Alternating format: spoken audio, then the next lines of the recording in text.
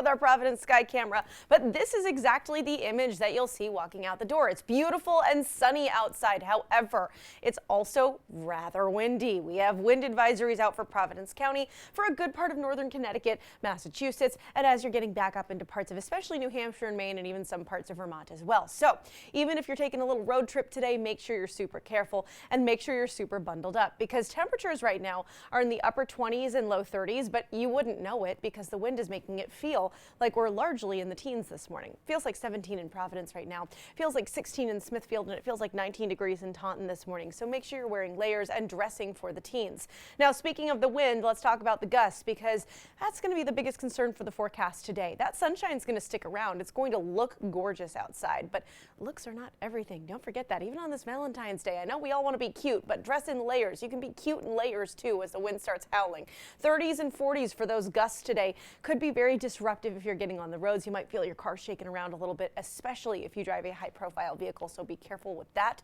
It's also going to make our high temperatures, which will be in the low 30s today, feel like they're in the low 20s. So that's what you should be dressing for, the low 20s as you're heading out and about. If you have any date night plans, it's going to feel even colder with our lows in the teens. Expect it to feel like we're close to single digits later tonight.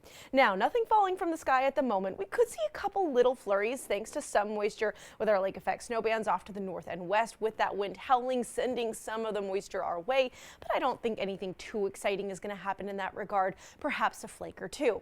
But you want to talk about the exciting stuff? Okay, let's do it. We're going to get into the weekend. This is when things get super busy, and I hope you're paying attention because I know a lot of you have weekend plans, and this could be a huge hindrance. Saturday during the day is okay. It's going to get cloudier. It's going to get breezier. Temperatures are in the low 30s. Saturday evening, our storm arrives, and this one is the most disruptive of the three that we've been tracking. This is the third in the trio, and it's like we saved the best for last, or maybe the worst, I guess. As we move into Sunday, we go from snow to a mix to rain. Let me show you now on Futurecast. You ready? We're going to start out with those snow showers on Saturday evening, 6, 7, 8 o'clock. They start to come into the region, and then we get to the late night hours after midnight, and it starts to come down a little bit heavier.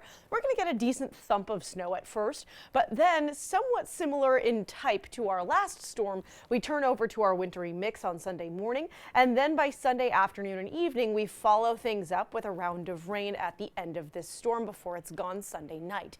My biggest concern for you is not the snow. I'm going to show you the numbers because I know everyone is curious. 2 to 4 inches possible, especially as you're looking further up into Providence County, northern Bristol County, 1 to 2 a little further south. My biggest concern for you is this right here. We could see some icing, some accreting ice on Sunday morning.